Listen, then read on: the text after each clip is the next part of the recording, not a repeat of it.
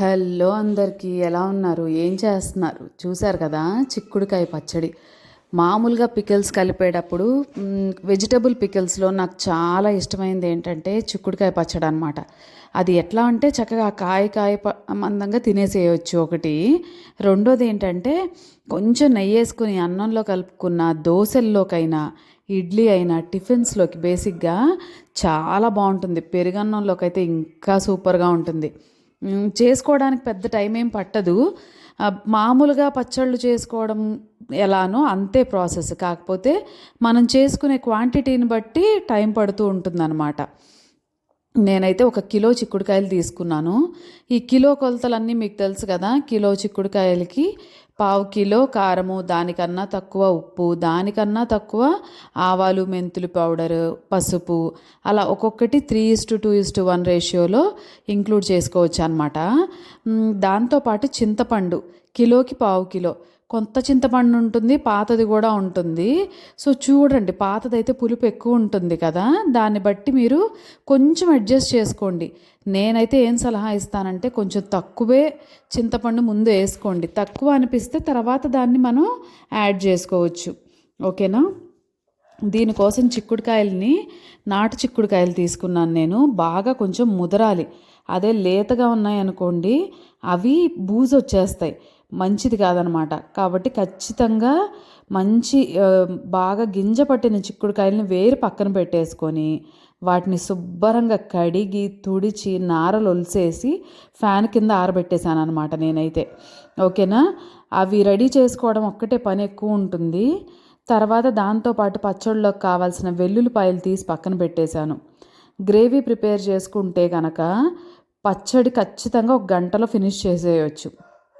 కాకపోతే అన్నీ medium to లో టు మీడియం ఫ్లేమ్లోనే కుక్ చేసుకోండి. ఎక్కువ హై ఫ్లేమ్లో పెడితే కనుక మాడిపోయే ఛాన్స్ ఉంటుంది. ఆయిల్ బాగా కాగినా కూడా దాని టేస్ట్ అంత ఇదిగా ఉండదన్నమాట. సో లో టు మీడియంలోనే కుకింగ్ చేసుకోవాలి. ఫస్ట్ నేనేం చేశానంటే చిక్కుడుకాయలని ఆయిల్లో వేసేసి చక్కగా వేపేశాను. ఇందులో మళ్ళీ ఇంకొకటి ఉంది, అతిగాను వేపద్దు.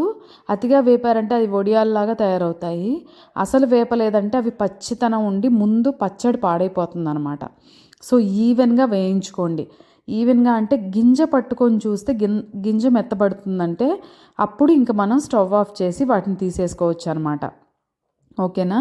సో నేనేం చేశానంటే కొన్ని బాగా ముదురుకాయలు ఉంటే వాటి తోలు తీసేసి ఓన్లీ చిక్కుడు గింజల్ని కూడా యాడ్ చేశాను. అవి వేగుతున్నప్పుడే నేను కొత్త చింతపండు తీసుకున్నాను. నేనైతే వేడి నీళ్ళల్లో శుభ్రంగా కడిగి మళ్ళీ బాగా వేడి నీళ్ళు పోసి దాన్ని నానబెట్టేశాను అనమాట. జల్లెడ బుట్ట తీసుకొని చక్కగా శుభ్రంగా కొంచెం కొంచెం నీళ్లు పోసుకుంటూ కలుపుకున్నాను. వేడి నీళ్ళే పోసుకుంటూ కలుపుకొని గుజ్జు తీసేసాను అనమాట. ఇది మామూలుగా మనం ఇంట్లో రోజు ఎప్పుడు వాడుకోవడానికి పెట్టుకునే చింతపండు గుజ్జును వాడొద్దు. ఫ్రీజర్లో పెట్టింది కూడా వాడొద్దు. ఎందుకంటే పచ్చడి క్వాలిటీ పోకూడదు కదా, అందుకనే. చూడండి, కొంచెం కొంచెం నీళ్లు పోసినా కూడా నాకు కొంచెం ఇంకా నీళ్లు కనిపిస్తూనే ఉన్నాయి. సో నేనేం చేశానంటే కడాయి పెట్టుకొని ఆయిల్ వేసుకొని ఈ చింతపండు పేస్ట్ని దాంట్లో యాడ్ చేసి ఇంకా దగ్గరికి కుక్ చేసేసాను అనమాట. దీనివల్ల ఏమవుతుందంటే కొంచెం నీరు ఉన్నా కూడా అదంతా ఎగిరిపోయి శుద్ధంగా చింతపండు పేస్ట్ మాత్రం రెడీ అయిపోతుంది. ఇందులో ఇంకా కావాలంటే మీరు కొంచెం పసుపు, ఉప్పు వేసుకోండి. ఎక్కువ పాడవకుండా ఎక్కువ కాలం నిలవ ఉంటుంది. అలానే చూసారు కదా, చిక్కుడుకాయలు భలే ఉడికిపోయినాయి. చక్కగా ఒక కమ్మటి వాసన వస్తుంది చిక్కుడుకాయలు ఆయిల్లో వేపేటప్పుడు అనమాట.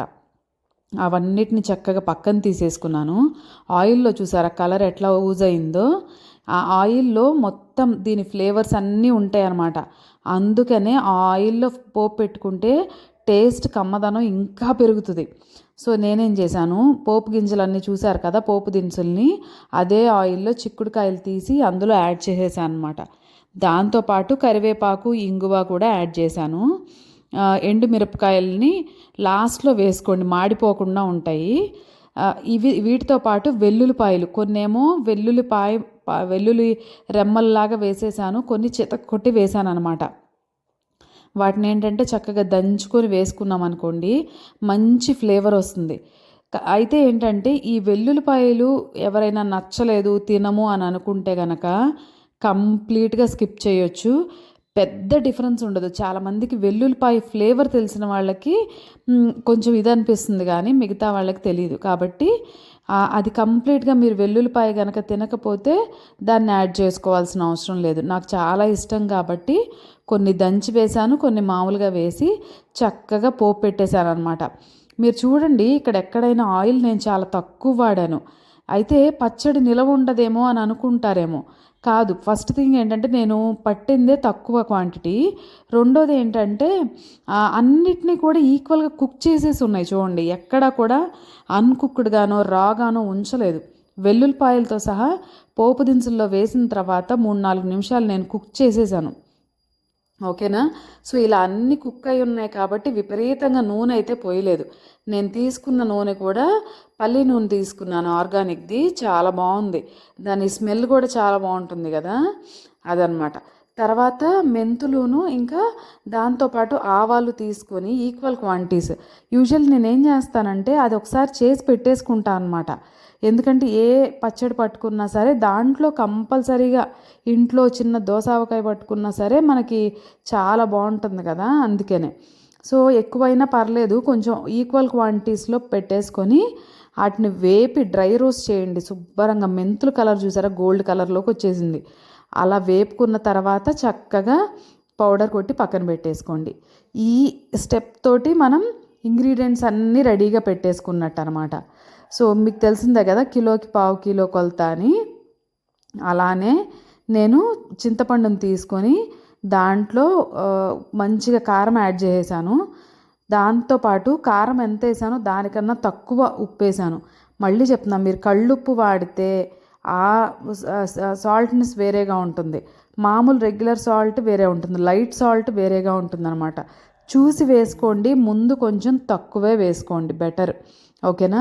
సో ఈ గ్రేవీ రెడీ అయిపోయింది. చింతపండు పేస్ట్, దాంట్లోనే కారం, ఉప్పు, పసుపు, ఆవాలు, మెంతులు కలిపిన పౌడర్. ఇది బాగా మిక్స్ చేసుకుని ఇది కొంచెం టేస్ట్ చూసుకోండి.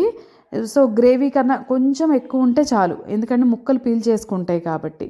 సో దాన్ని పక్కన పెట్టేసుకొని శుభ్రంగా చిక్కుడుకాయల్లో కలిపేశాను అనమాట. ఆల్రెడీ పోపు రెడీ చేసి పెట్టుకున్నాను కాబట్టి ఎక్కువ టైం ఏం పట్టదు. నాకు చేతులు బాగా మంట పుడతాయి కారంలో చేయి పెట్టాలంటేనే నాకు ఇదనమాట. అందుకే నేను గ్లౌజ్ వేసుకుంటాను. లేదన్నా కూడా హైజీన్ గ్రౌండ్స్లో కూడా మీరు ఏమైనా ఇదే వేసుకొని గ్లౌజెస్ వేసుకొని చేసుకుంటే చాలా బాగుంటుంది. ఓకేనా. అయితే ఇది కలిపేటప్పుడు మాత్రం చాలా జాగ్రత్తగా కలపండి, ఎందుకంటే ఆ చిక్కుడుకాయలు ఆల్రెడీ మనం కుక్ చేసేసి ఉన్నాం. సో అందులోంచి గింజలు బయటకు వచ్చేస్తే ఆ తోలు విడిగా అయిపోతుంది, గింజలు విడిగా అయిపోతాయి. కాబట్టి అలా కాకోకుండా ముందు సాఫ్ట్గా అన్నింటినీ చల్లారనివ్వండి. చల్లారిన తర్వాత చక్కగా మెల్లగా కలపండి. మిక్స్ చేసేటప్పుడు కొంచెం సెన్సిటివ్గా అనమాట, వాటిని మరీ ఇలా గట్టిగా కలిపేయకోకుండా. సో ఇలా చేయటం వల్ల చక్కగా అన్ని ఇంగ్రీడియంట్స్ పట్టేస్తాయి. అందులోనే పోపు కలిపేశాను నేను. దానివల్ల ఏమైందంటే చక్కగా ఆ పోపు, వెల్లుల్లిపాయల ఫ్లేవర్ కూడా చిక్కుడుకాయ ముక్కలకి బాగా పట్టేసింది అనమాట. చూడండి, నెక్స్ట్ డేకి చక్కగా నూనె ఊరిపోయి ఎంత టేస్టీగా ఉందో అసలు. దీంట్లో అయితే నేను ఎడిషనల్గా ఉప్పు అలాంటివి కూడా ఏం వేయలేదనమాట. యాజ్ ఇట్ ఈజ్గా వేసిందే సరిపోయింది. చాలా చాలా బాగా కుదిరింది. దీంతోపాటు మిగిలిన పికిల్స్ కూడా ఉన్నాయి కదా, దీంతోపాటు నేను ఏమేమి చేశానంటే ఒకటేసారి టమాటా పచ్చడి, చిక్కుడుకాయ పచ్చడి, క్యాలీఫ్లవర్ కూడా అప్పుడే కలిపేశాను అనమాట. దాంతోపాటు మునక్కాడ, ఈ పేస్ట్ ఉంది కాబట్టి మునక్కాడలు కూడా దొరికినాయి నాకు, ఫ్రెష్వి ముదురువి. మునక్కాడ పచ్చడి కూడా పట్టేశా. సో చూసారంటే సూపర్గా ఉన్నాయి. నాకు అంతా చేసి 2 hours కూడా పట్టలేదన్నమాట ఇవి చేయటానికి. కాకపోతే ఒక 1 month వరకు నాకు